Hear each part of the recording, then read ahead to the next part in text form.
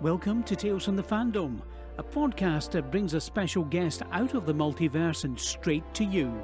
And now your host, David Ginsburg. And welcome to another episode of Tales from the Fandom.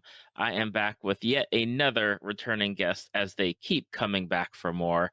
And I am super happy to have, returning from episode 73, Jason Enos, coming back to talk about some updates, some of what's going on in his life, and everything else. Welcome back to the podcast, Jason. Thank you for having me back. I appreciate it. It is absolutely my pleasure. Last time we talked, which was way back in 2017, back in September of 2017, episode 73, we talked a few, some of the big hits at the time as far as fandoms go. Star Trek, Deep Space Nine, which is my personal favorite Trek. We talked Star Wars. We talked about Overwatch, which was just kind of getting into, like, I think at the time when they were starting the actual esports side of it. Mm-hmm. What is going on? Are you still into the three big things that we talked about? Oh yeah, definitely. I was actually surprised that DS9 has a new documentary coming out. I think it may have already come out, but it comes out I think either this Monday or last Monday. What We Left Behind, and I don't know if anybody locally I could go with, but I saw that documentary and I was just like, oh, I really want to see that in theaters. I saw that because I always look at like movie times or what's coming up, because sometimes they don't even announce like the cool little movies coming to the theater, and I saw that and I was like, oh, it's on a Monday, like I can't go see movies on a Monday night. Like, don't they know that I have kids and a wife that I have to cook dinner for and entertain and make sure that they shower? But I really hope that once it finishes its however limited theatrical run, I think it's like just one night or maybe two. I think one. I really want it to be somewhere so I can watch it, like Netflix or Hulu. Like, give it to me, because I will go to bat for Deep Space Nine forever. Mm-hmm. Yeah, I still have I have a Deep Space Nine companion, which is like the big thick, I think it's like 1.5 inch thick book that goes into detail about like each season and each episode. And I still, as I try to get warmed up into writing again for my comic, I still dive into that to see how the writers kind of fleshed out stories and what they thought was successful and what didn't work. And I think some of it is told from a modern perspective, looking back at the show, so that it has the advantage of not having been written during the time when they may have thought the writing was stronger than it was. But I also see times when they're kind of more self-critical, and I'll still go back to those things and read them through. And there's been times I've watched Deep Space Nine and Heroes and Icons, which runs Deep Space Nine here in Eastern time at 10 o'clock. And I put it on, as we're going to bed, and Arlene, my wife, will be amazed at how I'll be able to, like, oh, this happened in this episode, which connects to this episode, and behind the scenes, this actor did this and that. She goes, how do you know all this? And like, because I read that book like nonstop for years and committed almost huge sections of it to memory. That's why. I think Deep Space Nine may be the only Trek that I've seen. Like, I always do rewatches of shows, and I think Deep Space Nine is the one that I have watched the most. And I'd have to say, I think it's one of those things that you go back to because there's such incredible depth. And I don't mean anything bad about Star Trek Next Gen, or Voyager. And I'll be honest, I just now started getting into Enterprise after years of loathing it. And I'll say about Enterprise, before I jump back to Deep Space Nine, a friend of mine at work, named one of the managers at work, Jim, he told me, and he said probably the smartest thing I've ever heard about Enterprise. Enterprise is an awful Star Trek series and an amazing sci-fi show. And I think that's pretty true. I think if you let go of it being Star Trek and you just embrace it as a sci-fi show, it's an amazing show. Broken Bow is probably the most fabulous 2 hours I've seen committed to film. And it's lousy Star Trek, but it's great sci-fi. The way the story unfolds naturally feels so organic. More premieres should be written that way. The only other premiere that probably unfolds better would be Voyager's Caretaker. That one unfolds so seamlessly. It's not clunky like Deep Space. Oh, look, here's so-and-so. Let's meet them. Oh, here's so-and-so. Let's meet them. It's, with Voyager, it's like, oh, here's somebody we meet. Oh, and they died. And, oh, we need to activate the Doctor. Like, the way they introduced the Doctor is so epic. They even had to revisit it several times because it was so great. Because it wasn't like you're introduced like, oh, here's the holographic Doctor we may use in emergencies. they introduce him in the emergency. So you don't even know you met a cast member. You're just like, surprise, we had an emergency and we're stuck with this guy. So it's so great at writing. But Deep Space Nine especially, it's one of they took a little while to get started, but there's so much depth, even in early seasons. One episode I had not yet seen was called Duet. Are you familiar with that one? Not off the top of my head. Well, I'm sure if I describe it, you might remember it. And this thing, I tell my non-Star Trek, non-Deep Space Nine fans to watch this. And I tell them, okay, quick rundown. Cardassians are like Nazis, Bajorans are like the Jews in the Holocaust. Go, watch Duet. That's the metaphor. In Duet, Kira, there's a Cardassian coming to the station who has a condition that only occurred at this one labor camp. So she goes, he must be a war criminal because he wouldn't have had this medical condition unless he had been there. So they put him kind of in a holding cell until they sort it all out. And Kira realizes that, this must be, he says at first he's a file clerk. She doesn't buy it. She digs deeper. It turns out he was the gull in charge of the whole camp. So she's like, oh, this wasn't just a guy working at this labor camp. He was the one in charge of everything that went wrong at this camp. Every single atrocity against people was his responsibility. Well, they dig deep with the Cardassian government, and the guy he's claiming to be died years ago and had a military funeral. That's right. I do remember that one. Right. And then it come to find out he really was the file clerk. He was lying the whole time because he figured maybe if he was executed, it would bring some peace between his two peoples. And then Kira goes from loathing this man to feeling pity for him because he was suffering inside for having witnessed these crimes, that he wanted to die so he could be a martyr to save both sides. And I'm just like, wow. Because the acting, the way Nana Visitor's voice breaks when she's describing the horrors of the camp is incredible. Like at the very beginning, she's describing all of the atrocities and her voice cracks. And it's so heartbreaking to hear that. And it's fiction. It's complete fiction. It's based on reality. Like I said, I feel like the Bajoran labor camps are based on the Holocaust and the prisons in it. But there's no such thing as Bajoran people and the Cardassians. And here's Nana Visitor reading her lines and her voice is cracking like she witnessed this stuff in real life. It's just amazing acting. And it's the judge from Ghostbusters. The Cardassian. My wife watched it. She goes, "Oh, that's the judge from Ghostbusters." I said, "How can you tell under all that Cardassian makeup?" She was right though. That's funny. So, still into Deep Space Nine. How is it?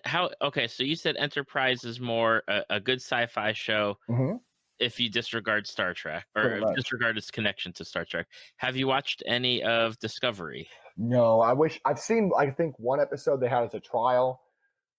I've seen a lot of fan backlash, but I've also seen how the writers are saying, please understand that season 1 was to set up how different it is, and season 2 explains why it's different. But aside from that, and I know that the lady from Walking Dead, which I just got into, is the main. Like I watched Discovery, then I watched Walking Dead, and I'm really bad at associating faces with from one show to another.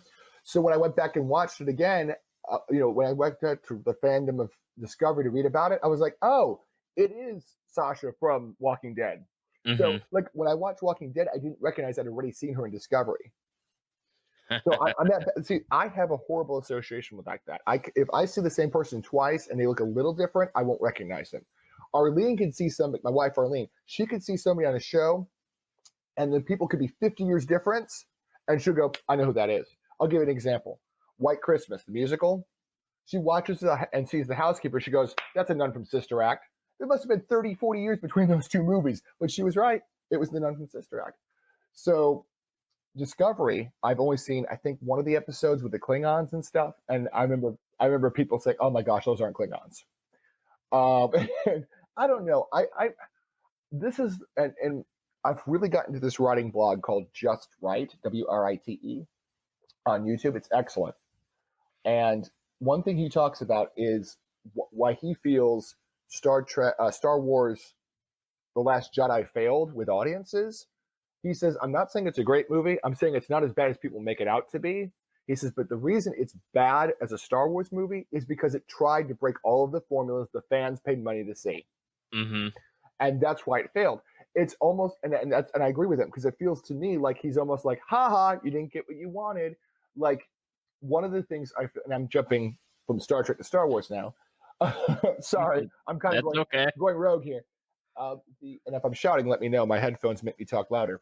Oh, no, you're fine. Okay. I've been watching my monitor, so I make sure I don't go too loud. And I also talk louder when I get excited. I get excited about fandom. One thing that I feel like Rian Johnson broke the rule, is he tricks the audience. Hitchcock, in the movie, what was it? Stage Door, I think? He has a flashback that we later learn later on was fiction. And he says that movie was a failure. He says, I tricked the audience. I should never start with a false flashback.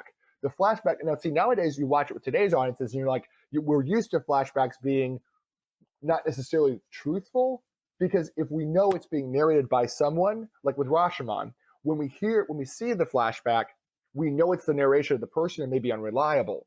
But at the time, there wasn't Rashomon. So when Hitchcock released, I think it was Stage Door, we find out that the flashback at the start of the movie was in fact fiction, that the person telling the flashback was lying.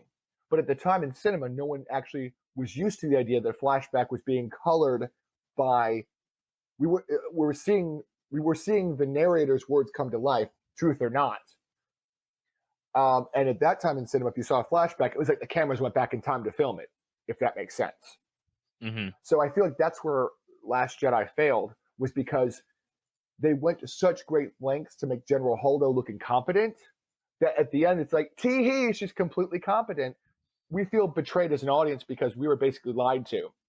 Now that sort of thing works in like an Ocean's movie or a Christopher Nolan film, where the twists are supposed to be what drives it, like The Prestige. We don't feel cheated at the end of The Prestige. We're like, oh my gosh, that was the trick the whole time, because it's a movie about magicians. We want to be tricked.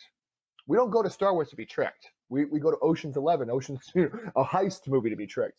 Like Now You See Me, Now You Don't. That's sort of a movie we want to be tricked in, not Star Wars. And by tricking us into thinking Holdo is incompetent to surprise us by saying she wasn't, feels like it cheapens us as a viewer. Yeah, it's definitely, and I was going to ask about Star Wars because back when we recorded, I don't think Last Jedi had come out yet. No, and I really loved Force Awakens. And this brings me back to what we talked about with Discovery, so it's going to bring me back full circle, which is the audience expects a certain formula. Stray too far from it, and the audience gets upset. And this is what Just Right was talking about. You get a formula, like we expect a Star Wars movie to be a Star Wars movie. Stray too far from a Star Wars movie formula, and it makes the fans upset. But as a writer, you hunger and crave to write something different and new. You don't want to write a formula because that's boring. You want to bring something new to the table. So finding a balance, and in this day and age of the internet, it's just very impossible to find. You want to find a balance between the existing and being within the genre, but challenging it enough to add something new to it. I think, because a lot of people have said that, like, Force Awakens is basically A New Hope. They just changed the characters around. Kylo Ren is Darth Vader. Obi-Wan Kenobi is Han Solo. Rey is basically Luke. Finn is basically like Han Solo or someone. So it's basically like all the characters substitute for the new generation. So it's just like plug the new characters in and reshoot the movie. Starkiller Base is the Death Star. Right. So, and I get that.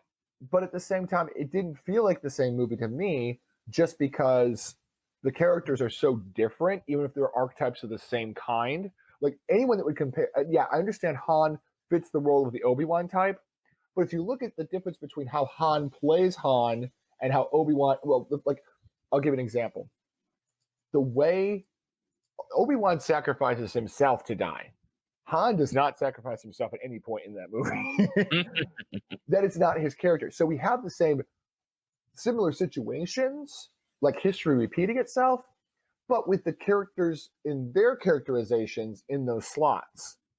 I would never imagine Han Solo raising his blaster up and closing his eyes ready to die.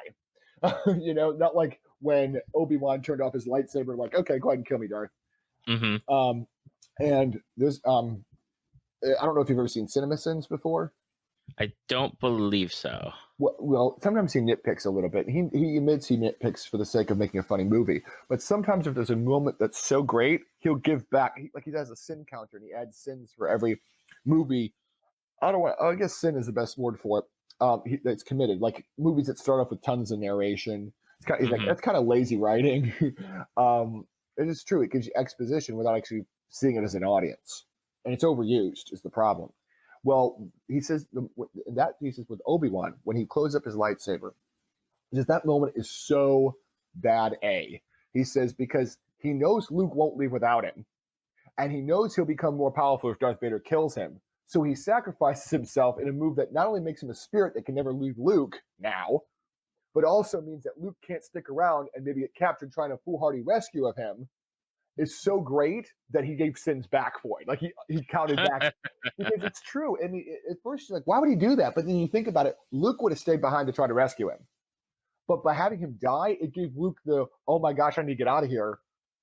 Or at least the shock made it so he could get out. Because otherwise they would have been stuck there.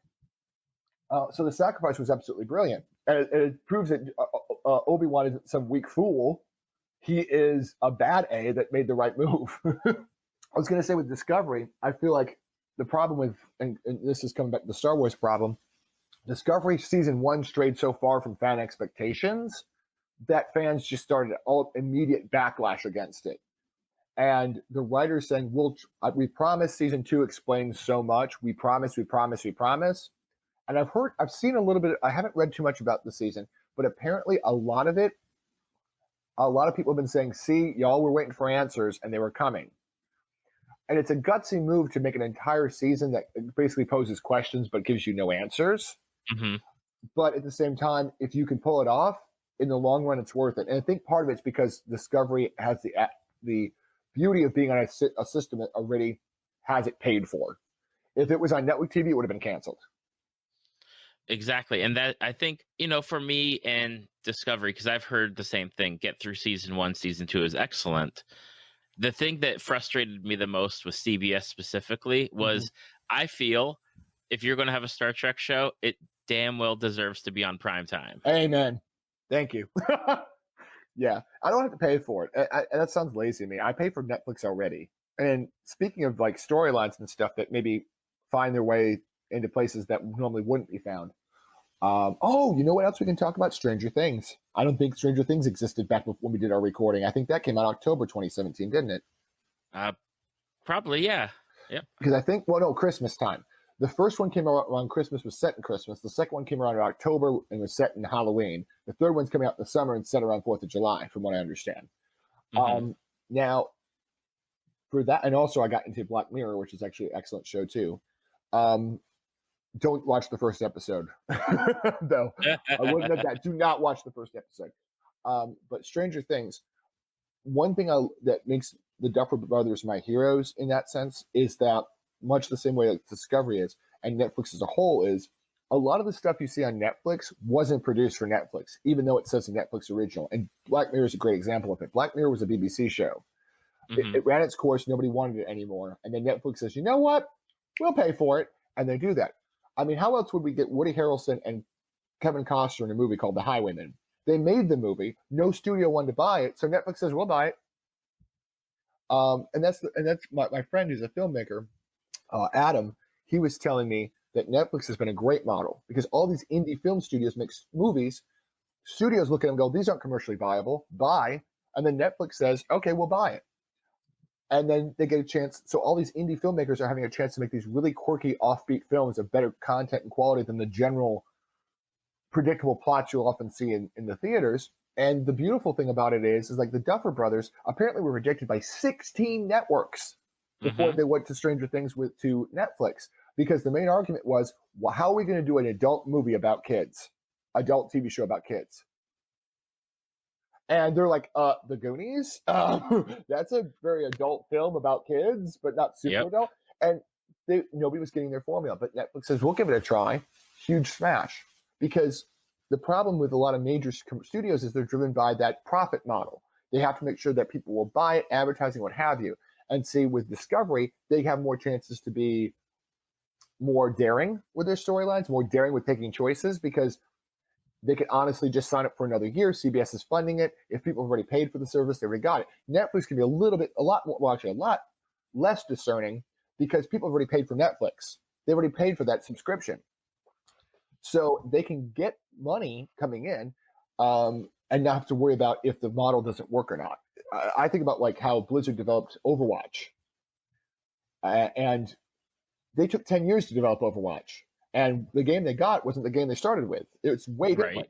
But that's because they had all that World of Warcraft money they could burn to get through it. And the other studio would have gone bankrupt making Overwatch. To literally go to the ground down, start with Tracer, and build the game up around her, is no other studio would have done that over the course of 10 years. How much do you know about the development of Overwatch? I remember when they had started talking about it, and the game that they were talking about sounded really cool for me to play, and then when it came out, it was like, oh, I didn't realize it was going to be a first person, like, online team game shooter type thing. Yeah, it changed. It started off, it's called Titanfall, and Tracer, the character, was actually a class you would play, and then you'd level up and get all these different power-ups and stuff, and basically almost like how you do with Borderlands, where you outfit a character and you do skill points and things and what have you. And it sounded really intriguing. But when they got the game done, they're like, it's really boring and complex. This is dumb. So they said, and this was about like, I think year 5 to year 8 when they realized this, and they're like, this is not going to work. People playing video games aren't going to want to sit here and figure out a complex leveling up tree to get what they want. This is just too intensive. We need a game. It's interesting, but it's boring. We want it to be fun. So they literally scrapped it down to nothing, started with Tracer as being a character, not a class, and said, okay, how do we make a game that's fun? And they literally just wrote everything that was fun on a board. And they said, okay, ammo. Is finding ammo fun? No ammo packs, infinite ammo. Does it make sense? No, but looking for ammo packs is not fun. No ammo. And they were like, okay, how about we have a floating car? Floating cars are fun. Okay, guys, new rule. All cars in Overwatch now float. And they just followed that fun model. But any other game, literally going back down to one character to rebuild everything, would have gone bankrupt. That studio would have gone bankrupt at year 6. Because the investors would have wanted a return on their investment. They'd be like, you spent 6 years making this game, make this game. And even Bioshock Infinite, if you look at the early gameplay versus the final gameplay, it is so different of a game. Like, they promised that you'd be able to use Elizabeth to open tears everywhere. And instead, the tears that you open up are more game queued. So the dynamic is a lot less exciting than promised. Yeah, it's funny that you mentioned like the return on investment, because you get the games pushed now to where you're getting day one patches where you've got the game. Oh, but wait, we have to fix things. Or a week or 2 weeks go by and it's like, oh wait, there's more. And I grew up in the 80s with my Nintendo and my Genesis in the 90s and all that. And I miss those days of, I have a complete game, thank you very much. Yeah, it's funny because there's a choose your own adventure episode of Black Mirror called Bandersnatch, which deals with this kid who's kind of losing his cool while he develops a video game at home in the 80s. So it's set in the past. And it's very true what you said. Games usually came out complete. In this day and age of the internet, though, you can release a game nearly complete and then just patch it. And back in the day, things would be completely fleshed out. And if they weren't fleshed out, they released with the glitches in them, and they became part of the character of the game. People used to know all the glitches in Super Mario Brothers. If they wanted to do something that wasn't intended, they could do it because there'd be a glitch in the program that no one would ever see because it was released that way. See, I don't mind it so much with a game like, say, Overwatch, because they've already admitted at release, they said Overwatch is not going to be a complete game. We're going to continue to release heroes. We're going to continue to release maps. It's going to be a continual work in progress. But that's different than, say, something like Red Dead Redemption 2, where you have a storyline and the storyline's complete. There's going to be certain things that branch off, but it's not like it's an ever-evolving, expanding world. It's a story. Imagine if you bought a book and they're like, oh, but we need to mod that chapter. Here's the new chapter modification. So then you have to go to your printer and print out the pages and glue them in your own book. Exactly. So do you still play Overwatch, or is it something where you just like, maybe do you still have the time for it? Not as much. I peek in on it from time to time. 2 years ago, I was really into trying to get better with competitive. And this is going to sound extremely egotistical, but first of all, I'm not really good enough to get beyond what they call gold classification. But but a lot of the people that are in gold classification don't belong there. So if you play with them, you wind up losing and you go down with them. And probably some of that has to do with the fact that my skills dropped as I played less frequently.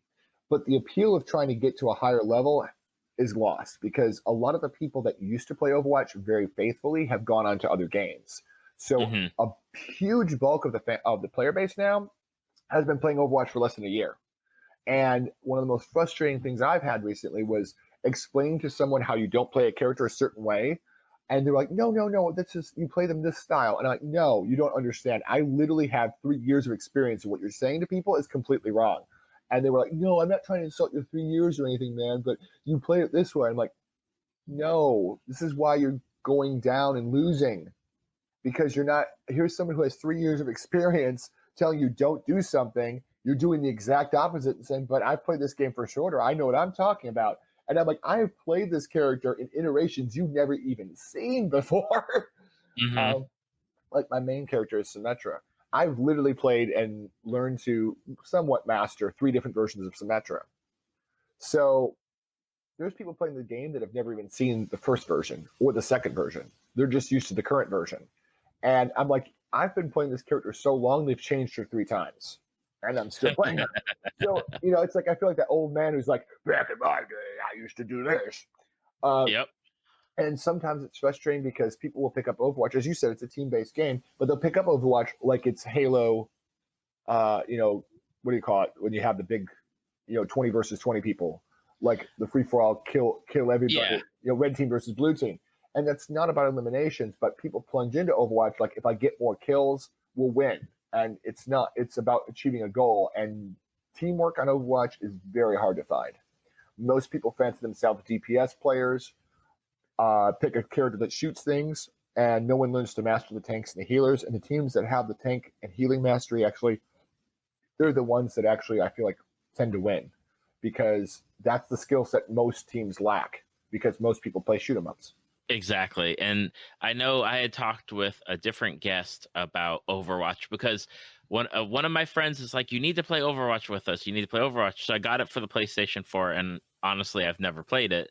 But I was like, I'm just not good targeting, walking around. And so when my guest was like, oh, then you need to play Winston or this other character. And they it's like auto targeting. Yeah, Winston, the thing is, most people will diss Winston because he doesn't take as much aim.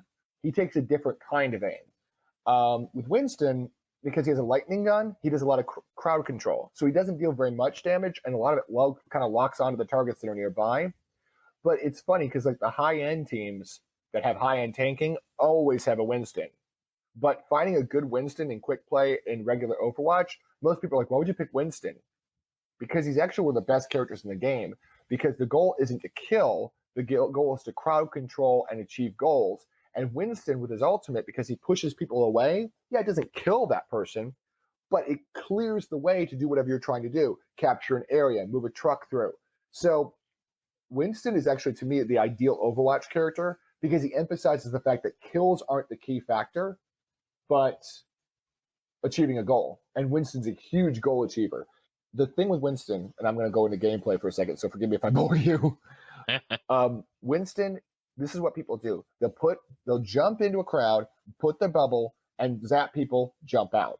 And that's exactly the opposite of what you should be doing. The way I typically play Winston is I put the bubble down between the enemy and my team, because the bubble's a shield. Jump in, land on them, because actually his jump deals an impact damage. That's what you want to aim. Land on them. And if you kill somebody, it's called a jump pack kill. So if you land on them and it does the damage, it's called a jump pack kill. I never knew that until I saw somebody that was actually a great Winston and it said 4 jump pack kills. And I tell my friends, what is a jump pack kill? And like, that's when you jump on. Because most people use his jump as an escape, not as an attack. So if you use his shield to break off the enemy from your team, not to protect yourself, use his jump as a weapon, your Winston play goes up immediately. You jump into a crowd, zap them, and jump out. What you do is you put the bubble between you and the enemy, between your team and the enemy, so that when you jump into them, your team can shoot through your bubble. They can't shoot back at your team, and you're landing on them, zapping them, and jumping back out again.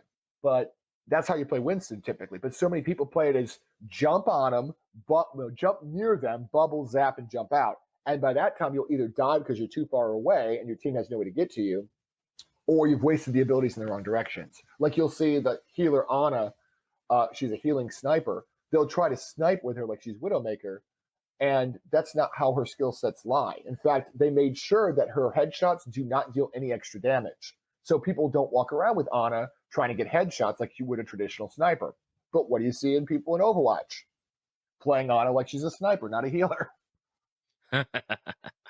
So it's like people trying to use a hammer to unscrew a screw, and you're wasting time or using a screwdriver like a hammer, using the handle and holding it by the blade part, the metal part, and trying to hammer in a nail. Grab a hammer if you want to do that.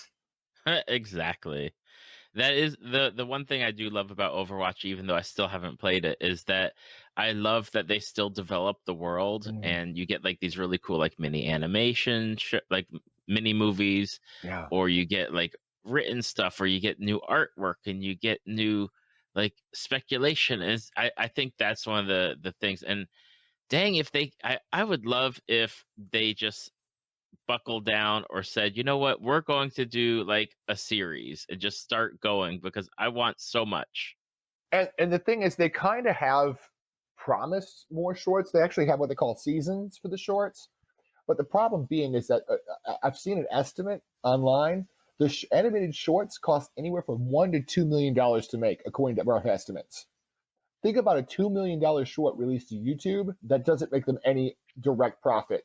It's only fan building and world building. That's insane. If you multiply how many videos they've released, I think somewhere around 10 shorts at this point, maybe 12, like actual animated shorts.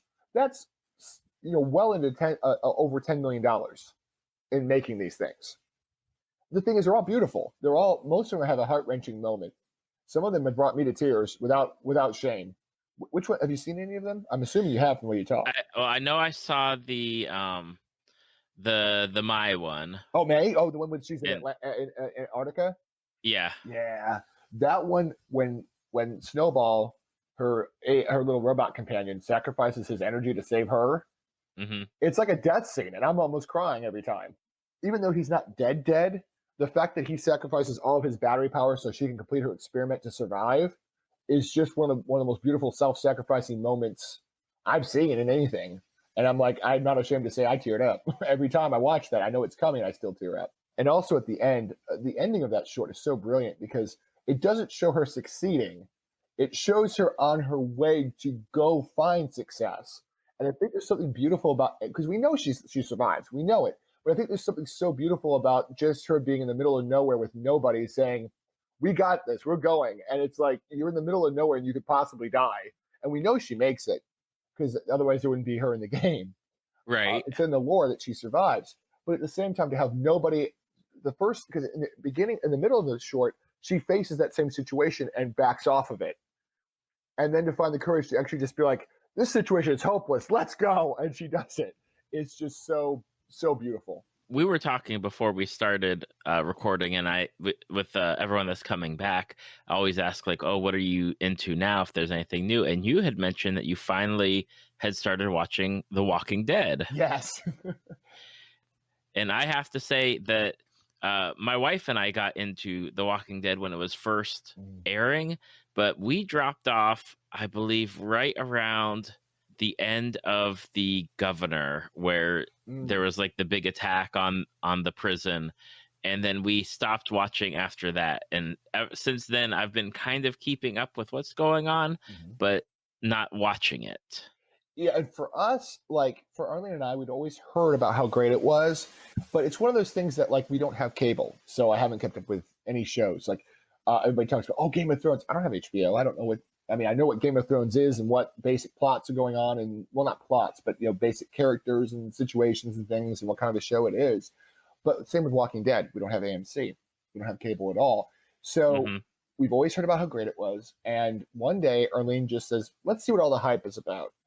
Because at that point, 8 seasons of it are on Netflix. So we're like, okay, now we can actually see. We're the kind of people that would rather wait to binge something than see it while it's live and have to wait to wait. Let me tell you, that was grueling when Lost was on the air. Having to, and that was the fun part, because like I'd been watching Lost since the last half of season one. Like I looked interesting on TV. My mom, before she passed, she said, "Oh my gosh, it's such a great show, Jason. You got to watch it when you come back from college." So I watched all the episodes when they played reruns at ABC, and I got hooked by the end of season one. But my wife didn't actually get into it until I think season two, and she goes, but I don't know if I can get to a show without it. So I went out and bought season one on DVD, and then she immediately goes, "Now I'll watch it with you, because now I can see the beginning and how everything started." So she watched it with the beginning. She was hooked. And the week to week wait for because I think she joined season three. Yeah, because I was helping her paint her apartment because this was when we were dating, not married. I helped her paint her apartment during the season three finale. Let me tell you, she was like, she knows I don't miss Lost, but I'm like, for you, I will miss it. That's love, right?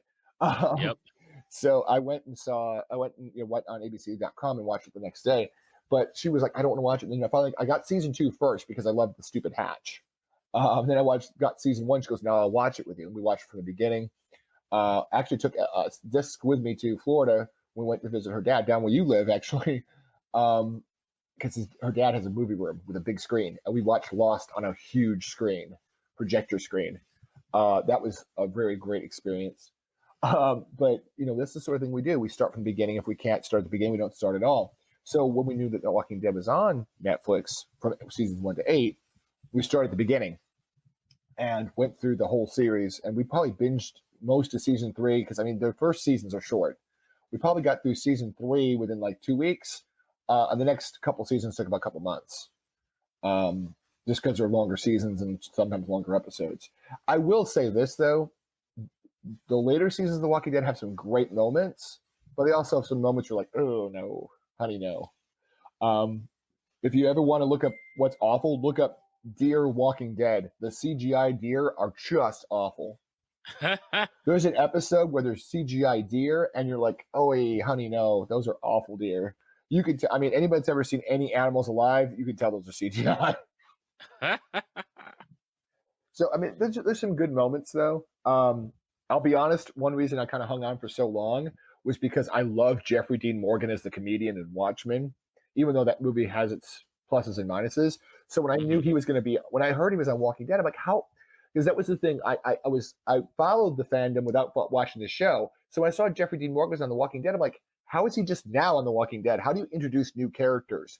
And then when I started watching the show and getting the concept, like, oh, as they go walking, as they go from point A to point B and explore new opportunities, they come across new people. I didn't understand that's how they keep the cast fresh and new. Right. And Jeffrey Dean Morgan is always great. And honest to goodness, most of what makes that later seasons great is because Jeffrey Dean Morgan just chews the scenery as needed. I had to say my favorite quote is there's a moment where because he's such a smug jerk in that show.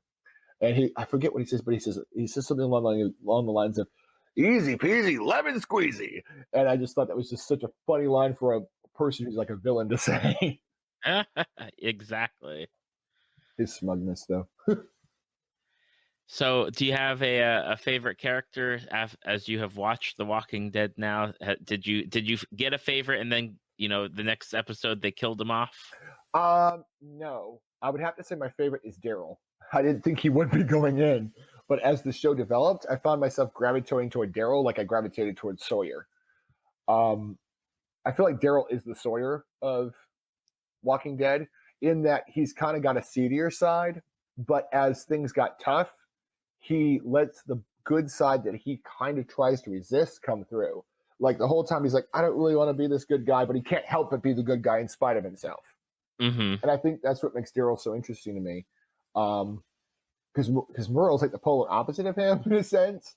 Like Merle's bad and don't care, and Daryl is kind of bad, but he also will do the good thing and go like, yeah, shut up, don't talk about that I did it. So like he doesn't want to be that good because he feels it's a weakness, but at the same time he can't help it because that's his nature. So Daryl, I'd say that to be my top favorite. As far as like villains go, of course Negan. Negan's just too good not to like him. There's a great writing book I have that talks about like what a hero's like hero qualities, what makes us like a character. And he brings up in the story, in the thing he talks about how Scarface, Al Pacino's character, Tony Montana, possesses so many qualities in the characters we like. It's like, being good at what they do, having a sense of humor, loves their family, those sorts of things. And Tony Montana has, like, out of the 9 or 12 qualities, he's got like 7 of the 9. And I feel like Negan has most of them too. Like, even when you feel like Negan can't be redeemed, he says something and you're like, well, that turned what I thought on its head.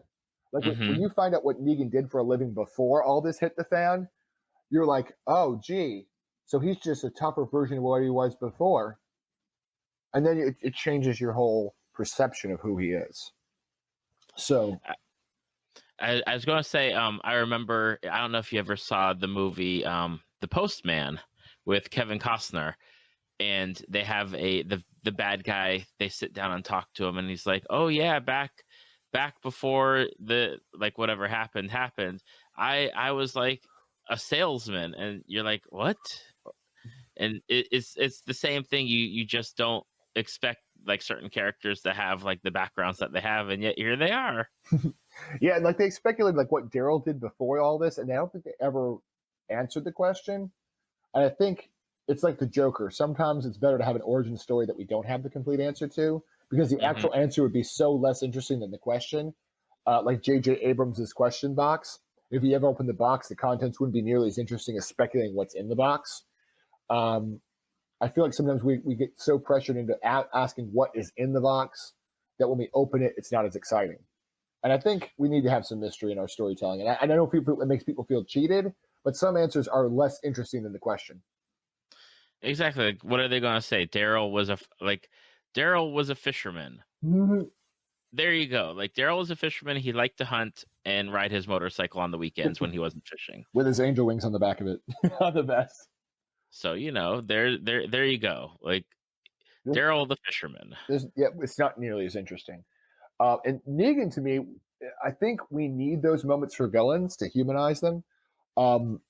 This is something I've come across in some of my reading about writing and stuff. And this is what made Black Panther such a great movie. When a villain is human, it's more interesting than if they're not. In other words, if someone is just purely, what's the word? If someone's just pure evil, it's not as interesting. In order to be pure evil, I feel like they have to be Satan. And then it's not as interesting. But if we have a villain whose human side kind of peeks through, that's far more interesting, because then we're conflicted as an audience wanting to know if they should go down. Killmonger is a great example of that. Just Right talked about this. In another movie, he'd be the hero, because his father was killed in front of him by a relative he trusted. He trained his entire life to seek revenge on a throne that he probably did deserve, for all the wrongs done to him. So in another movie, he'd be the hero. And at the end of it, and this is something that, again, Just Right brings up, and this is something that comes up, he says, in Legend of Korra as well, is called synthesis. The hero has a thesis. And in Black Panther, the hero's thesis is, we need to stay isolated so we can be the best Wakanda we can be. The antithesis comes from the villain. And that, in Killmonger's case, is we need to kind of sweep over the world, take control, rule over the world, because we're better at it than they are. But what's interesting is when you have the hero and the villain come together, you get a synthesis, the thesis and the antithesis coming together to create a new version. So in this case, in Black Panther, I hope this isn't a spoiler, and stop me if you don't want me to talk about it. Oh, no, go ahead. I think pretty much at this point, everybody's either seen it or going to see it or not going to care if they hear a spoiler, because it's been out for, what, year and a half now, 2 years? Yeah, about that. So Black Panther sees what he was saying, Killmonger was saying, which is we should go out into the world and rule over the world. So between stay out of the world's Black Panther thesis and we should rule over the world's antithesis from Killmonger, he forms a new synthesis, which is we should go into the world as a leader, but more as a guide than a ruler. We should be leading the world in showing them how to be educated and how to present outreach. So the hero learns something from the villain. And another beautiful thing is usually what happens with the villain at the end of a movie, they die without completing their mission. Well, Killmonger said the one thing he wanted to see was a Wakandan sunset before he died. And what was it that Black Panther does? He drags him out so he can see the sunset. Mm-hmm. He has a hero's death. He is a villain. He has a hero's death. So so many beautiful moments that show that villains are not just purely mustache twirling, mask wearing villains, but are people too. Killmonger gets a hero's death. The hero learns something from the villain. Gasp! But that's what makes Black Panther such a great movie. Is these moments that most writers would have gone the opposite direction with. Now, I do want to get to talk about something that you've recently started doing, because last time we talked, you were talking about how you got into art and doing artwork and comics and all of what you do. But lately, you have also been on the backside of a camera, doing photography. Which is something I've kind of always dreamed I would do, but thought, yeah, that's not possible. So how did you? I don't want to say how did you switch, but how did you get started with doing the photography? Because you're doing a lot of up in South Carolina, you're doing a lot of like cosplay photography. Yeah, it's one of those things that when I was at a younger age, especially like around 1998, 1999, 2000, when I was doing a lot more painting, I realized it would be so much easier for me to have my own photography that I could use as photo reference. But when I went to college, I went to Greenville Tech, 2001, I had a photography class, and I was awful at photography. Like the textbook part of it, I learned very easily. I could, tell. I would like my fellow students didn't understand the quizzes. I'd be like, oh, well, this is how a camera works. This is how it works, and go through the process.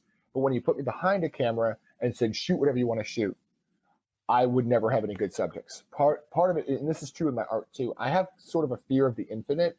If you tell me photograph a dude doing something, I'll come up with a dozen good photographs. If you say photograph anything, I'll choke and do nothing. So I kind of have to have some boundaries. And a lot of times we get these esoteric assignments like photograph motion. Motion of what? And I would panic. So I was again, on the technical side, I had it. On the content side, I didn't have it. I was no good at it. So I would get A's because my technical aspect was good enough to carry me through. My subject matter always suffered. And this is back, you remember these days, photography with film. Yep. So, I mean, we're talking about if you shot a whole roll of film and you go to and you didn't realize you made a mistake, you go to the laundromat, you go to the photo mat, and you spend $4 and find out the $4 in film and the $4 in developing that you wasted every shot. Of course, we were doing our own development in the darkroom, but still $4 a shot. All the time it took to do it. If you got nothing usable, you're done. So this is when digital photography thought the world was great if you had a 7 to 12 megapixel camera. Now everybody's pretty much got those in their pocket. So I pretty much drifted away from it. It was something I always wanted to dabble in, but never really had the money to buy nicer equipment. I still have my old film camera, but film, where'd that go? Yep, exactly. And I would still do amateur photography. I took my film camera to Florida with my wife when we did a trip, and we went to, I think, Universal. I took a lot of photos of like classic cars set up at Universal. So I was still dabbling in it on the side. Nothing serious, nothing, just amateur sightseeing. And then when I started working at a call center, 2010, and I think around 2016 or so, they needed content for the social media page. And they're like, who wants to volunteer for time off the phone to work on content to generate for the social media page? And I said, that would be right up my alley. I can build posts in Photoshop and PowerPoint, whatever we need to do, edit photos, whatever it takes.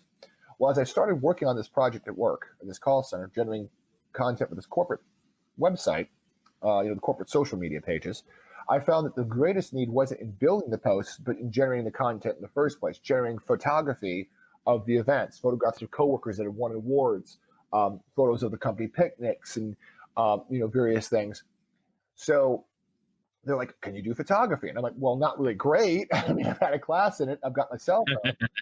And so what it wound up being was me talking with one of the managers saying, "Hey, I need a photograph of so-and-so holding your award. Okay, you've got 1 minute. Go into the auxiliary mode of the phone so you don't get a phone call. Go with Jason, go take a photograph." So we'd find some blank wall in a call center under fluorescent lighting and take a photograph that would be suitable enough to use on a social media page that was A, represented the company in a nice way, and B, didn't make the person on the other end of the photograph feel embarrassed that they've been posted on corporate media pages with that photograph. So you learn really quickly how to take a photograph that's flattering to the subject, content appropriate for a corporate website, and do it under a minute's time on a cell phone. So I just got used to how to frame photos, what looks good, somewhat about lighting. It was kind of really guerrilla photography, really quick and dirty, get something done. And I felt really happy when I had to switch off of the social media content that the head of the content generation, he messaged me and says, what happens to the photographs recently? They just went down in quality. And I said, well, that's because I had to jump off the photography side because of new job responsibilities. So I found it rather flattering that he could tell that the quality dropped because I left. So I knew I was doing something right. Well, May 2018, my friend Jeff Edwards, who runs a cosplay, I want to say like a Goodwill organization, U.S. Upstate SC cosplayers, which is just basically a loose affiliation of people who want to get together, do things, have fun.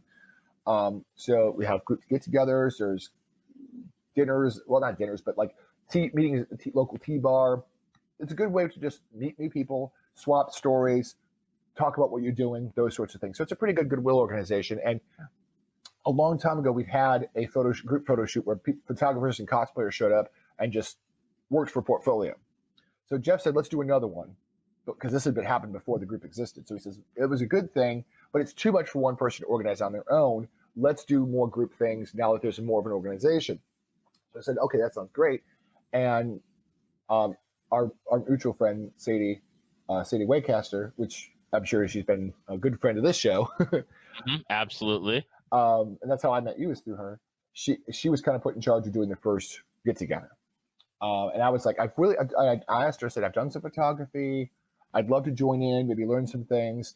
And just when I was starting to sell myself short and say, no, I shouldn't be a part of this, she says, no, you have every right to be here as everybody, any other photographer. And I said, but there's so many people there that have years of experience. And she taught me off of that emotional edge. She says, no, you should be there. You deserve to be there. You need to be here. So I said, okay, I'll go. So I went and took a bunch of photographs, and I was like, oh gosh, these look horrible. Because I'd shot in RAW, which is the best way to shoot, actually. But RAW photos have to be processed. So then I processed them and said, oh goodness, they're better than I thought. Because you shoot in a format that makes them look awful, but then you go into Photoshop and you bring out the qualities of the photo. It's kind of no secret that for anyone that's done photography, RAW photos always look gray because they capture so much information that they always look gray, boring, and dull. But then I have years of Photoshop experience from my art side of things that when I started going in and tweaking stuff, I'm like, oh, I took some good photographs. So a lot of my friends were like, oh, you should do this more. You should do this more. I was like, nah, it was just a one-off thing. I didn't even have a camera. Well, my friend Jeff, he went ahead. He said, how about I buy a camera and we'll trade photo shoots to pay off the camera? I said, sure. So then I did a photo shoot of him and a bunch of his friends in Cowboy Bebop. And I think that was my first non-group arranged photo shoot. It was just me and the models. Okay. Was that one. And then I want to say the next one I did was, and I did some behind the scenes stuff with Jeff's band because he's a musician. So I did some stuff of him in concerts and stuff, which wasn't that great because a lot of times I'm a slave to the lighting of the particular concert venue. Right. So I did the best I could, and it's no one's fault except the fact that some venues for music aren't that great for lighting and photography. Just the angles, the lighting available is just not the greatest. But it was good though because it gave him some live concert footage and videos photos that he wanted, which was perfect. So I think the next photo shoot I did was a big group thing because I always talked about to people. I said, I always say we should do something. Sure, we should. We should do something. Sure, we should. And I'm like, I turned to one of my friends, and she may have been on the show before. Kyber Knight. I don't know if you're familiar with Kyber Knight. I am just through the photos, but I have not had her on yet. Oh, okay. She's pretty cool people. And so she was like, I approached her. I said, we should do a photo shoot. We should. Let's do. What do you want to do? So going back and forth about a couple ideas, it wound up being a Marvel themed photo shoot. It was supposed to be She-Hulk, but since it was September, she says, it's going to be so hot with body paint. Let's do Black Canary instead. So I said, okay, let's do Black Canary. And then by the time we actually got to the shoot, it wound up being She-Hulk after all. And then, so I had her, I had Sadie by Design as Captain Marvel. I had Danny B as Spider-Gwen, which may have been her first shoot with her Spider-Gwen. And then White Knight, she did a, what was it? Not Miss Marvel, the one that's Marvel Girl. Couldn't think of it. Jean Grey, young. Okay. And she literally made the costume in one night. I didn't believe her until I approached her mask and smelled this fresh spray paint on the yellow mask. And I was like, whoa, I can smell the spray paint. So she made her costume in one night. So it was the first, like, it was my second shoot. And I think you've seen those before. Yep. Yeah. And that was like the first thing. And then Jeff got me a gig doing the photography for Southeast Game Exchange. I photographed all the winners, and I met a bunch of people that actually I still talk to this day. And then a bunch of little small mini shoots of other folks. Like you may have seen Kyber Knight when I did the Black Canary shoot. This year I had a couple shoots planned, but they've all been canceled thanks to rain. I had one that's coming up that we're going to release the photos of with Janelle. She goes by Seems Come True on Instagram. I don't know if you've seen her stuff, but we did one shoot that I haven't released a single photo of yet, but it's going to be coming up here in May that we're going to be sharing some stuff. Awesome. And it seems like you are, I mean, you slow, like it seemed like you started just a little bit slow, but now you're getting into it where like you are very active in getting out and doing like the photo shoots and stuff. Yeah, my goal is to try to kind of build on the previous shoot and not stagnate. My first photo shoot, it was just me learning the camera. That was the Cowboy Bebop shoot, because the first shoot I did at Furman on May 20, that was a borrowed camera from a coworker friend who did landscape photography. I said, "Can I borrow your camera?" And she's like, "Sure." So that was a borrowed camera. The second shoot I did was with the brand new camera that was the loaner from Jeff. So that one was the first, was like just learning the camera. I knew how to use aperture versus shutter speed. It was just the mechanics of going from a film-based world to a digital one, because it works a little different. Aperture and shutter speeds work the same. There's even ISO in digital photography. Did you do any photography back when there was film? I did, but I don't remember anything besides just taking the picture, honestly. That I get you, because I guess the only reason I remember so much is because I had that photo class. But in the old film days, you used to have what they call ISO. ISO 100 was for shooting daylight. ISO 1600 would be shooting neon lights at night. So basically, the higher the number, the less sunlight you needed to make it work. So 100 to 400 would be typically your daylight films, and then 800, 1600, those are more nighttime nocturnal photography. And the thing is, even though we don't use film in digital, the ISO numbers still carry over. So I learned a lot about like which ISOs to use at the certain times. So my first shoot was just learning the camera, the technical aspects of it. The second shoot was actually, because I shot that one in the evening primarily, the Cowboy Bebop one. But then the second one I shot was all during the day, and it was so hot. Oh my goodness. I brought a water cooler for the ladies and the assistants so that no one would pass out, because it was ridiculously hot. It was September and probably about 90 degrees. And by the end of the shoot, Kyber Knight's green makeup was pretty much melting off her face, poor thing. So it's good that I have Photoshop skill, because I was like Photoshopping out the runs of the flesh color from the sweat. And those ladies were troopers, all four of them. So it was just me learning how to shoot in daytime, and getting angles and getting strong visuals, because we shot at Poe Mill, which is this graffiti-ridden skate park downtown here in Greenville. The graffiti shifts quite a bit. Like people go and tag it different ways, different times. So that was that. And the Black Canary shoot I did with Kyber Knight later on, a photography friend of mine, he came along and told me, because he showed me some old flashes he had. So that was the first time I'd used flashes, and he showed me how to use them. So that was a huge, huge help. So I went from being, not knowing how to use flashes to, having using flashes for the very first time. And he kind of coached me through that. I'm basically going through my list real quickly to see some things of what happened And I left out that I did a shoot. What happened was I left out one photo shoot I did with Danny B and Kyber Knight.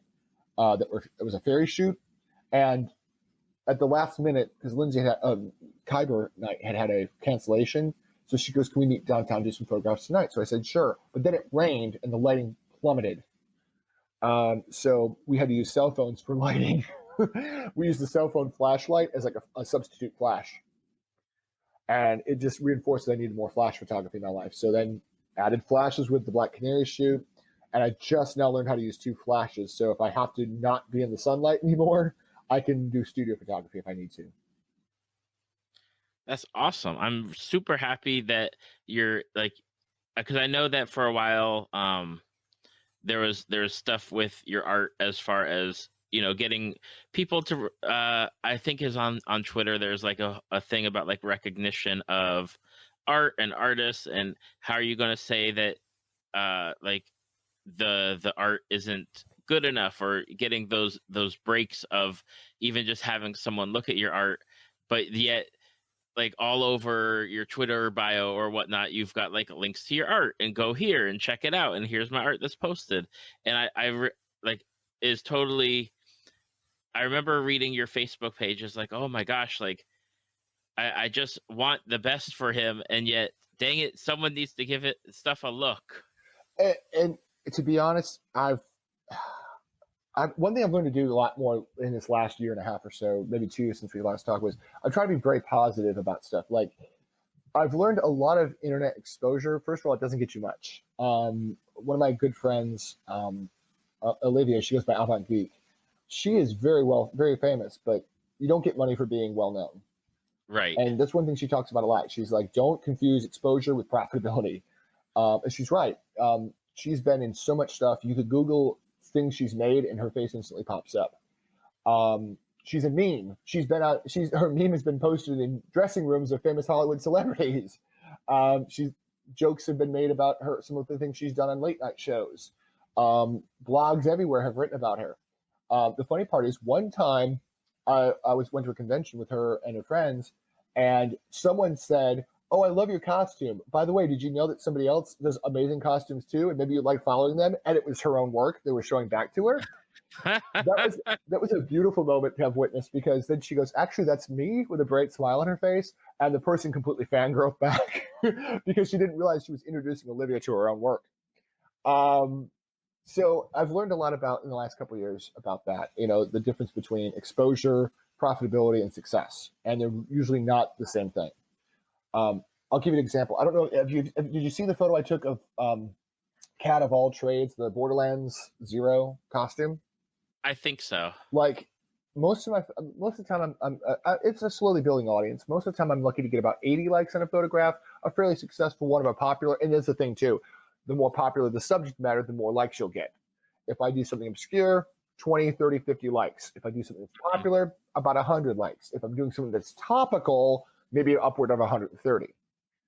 Roughly. Again, this is just kind of rough number. So the Borderlands photo shoot I did with Kat, you might want to have her on your show too. She's amazing. She's awesome. Kat, we shot that without even knowing the next week, Saturday we shot. On Monday, the company that makes Borderlands said, "We've got a big announcement later this week." And we're like, "What?"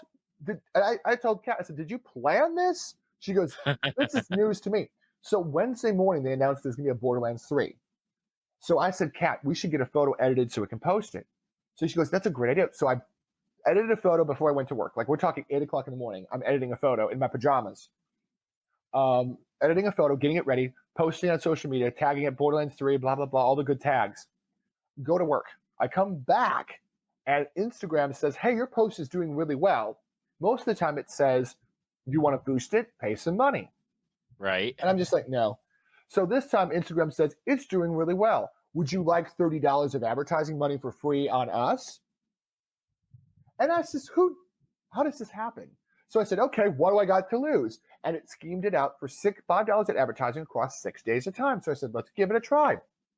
2,000 likes on that photo, 2,800. Awesome. But a lot of it was driven by the fact that it was 3 things. One, it's a good photograph. I'm not going to lie. I'm not going to say it's not a good photograph. Cat's amazing as Zero. the photograph. I tried a blue tint on my flash. We were in a really grungy train car. It fit Borderlands. My edit made it look more cell shaded. It was a good photo. I'm not going to deny that I did good work. Kat and I made a great image. The second thing was timing. I couldn't have paid for better timing. That was one of the major factors that drove that to 2,000 likes. The third thing was the advertising. It put it before more people. I've seen photos that my friends have taken, my photography friends, and they're absolutely amazing. And they maybe top 100 likes, even with advertising. So it's not all about the content, because I've seen great photographers go nowhere even when their ads have been boosted. But it is the timing. Like, the only reason I feel like that photo got 2,000 likes was because the timing of it was perfect. It came out just when Borderlands 2 and 3 were on everybody's minds. That's the primary factor. The second factor was the ad put it before more people to find it, and it was a good photo anyway. Like, I'm not going to lie and say it was a bad photo. No, you're not going to get likes off of that. But again, it didn't make me famous. It didn't make me rich, but it did teach me a lot about how content drives likes, and quality doesn't. I used to equate quality to likes. It's not necessarily the case. The more popular the object, the more popular the subject matter, I should say, the more likes you're likely to get, because the hashtags will bring more people to your page. And I'll tell you, I was stuck at like 500, right at the cusp of 500 followers for a long time, but that Borderlands shoot boosted me well into the 600s for good.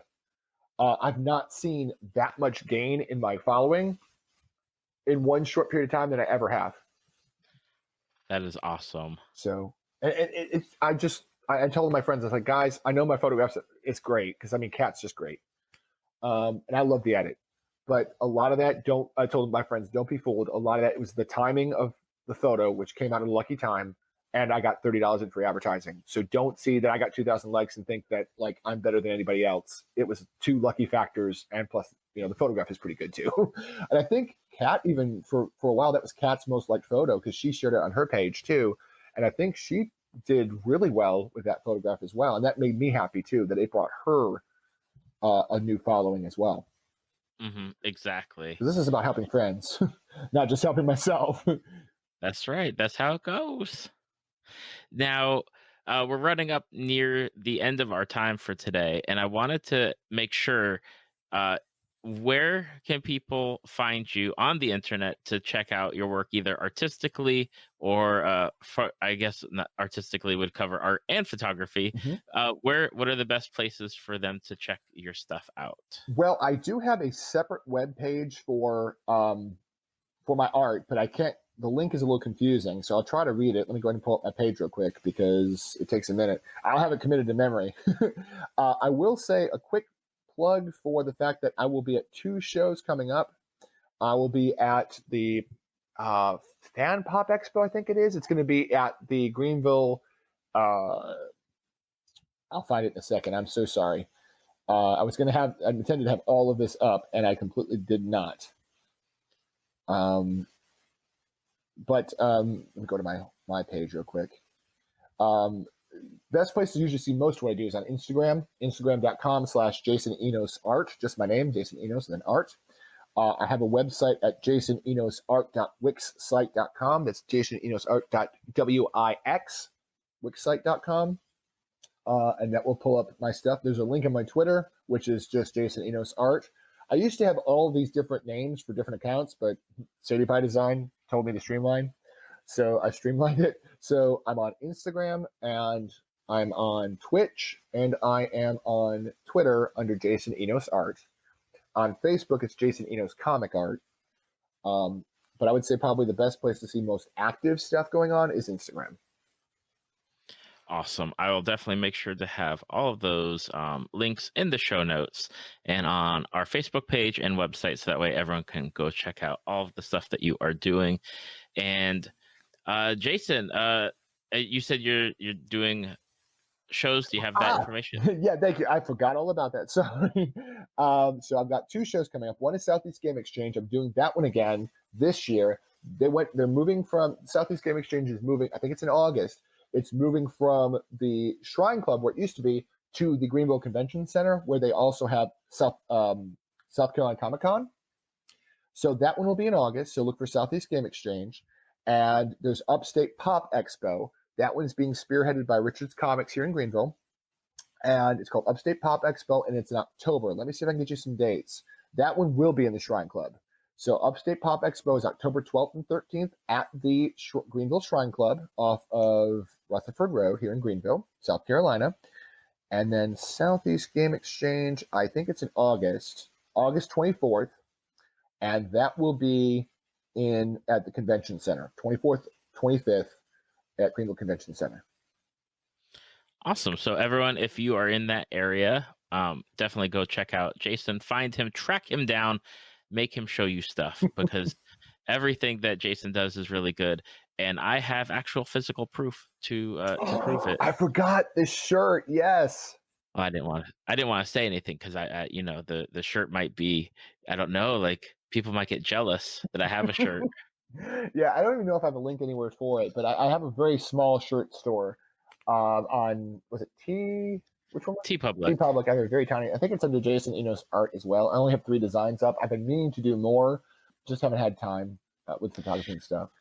Well, I've got the link, and I'll make sure that it's shared so that way people can get the cool shirts too. Yeah, it was up for the voting last year at Southeast Game Exchange, so I forgot. That design's almost a year old almost now. Can't believe how much time's flying. Time flies when you're having good fun. This is true. All right, Jason. Well, I appreciate you coming back and joining me yet again for another podcast episode, and we're definitely going to have to do it again, especially if the Deep Space Nine documentary comes out somewhere that we both can see it streaming. I will make sure to reach back out to you and be like, let's talk about it. I'm gonna have to watch it, and then we're gonna have to talk about it in depth. Exactly. And I think I saw a clip that seemed to imply that Terry Farrell had words with the producers about her departure from the show. I don't know if that was clever editing of the trailer or what, but I don't know. I want to see this show now. Exactly. I definitely want to see it. So hopefully, fingers crossed it comes out somewhere for us to watch it. Yes, definitely. Thank you for listening to Tales from the Fandom. Subscribe to us on iTunes or your podcast app of choice. Follow us on Facebook at www.facebook.com/talesfromthefandom to see photos, links, leave feedback, and check out upcoming guests. If you'd like to be a guest, email David at talesfromthefandom@gmail.com.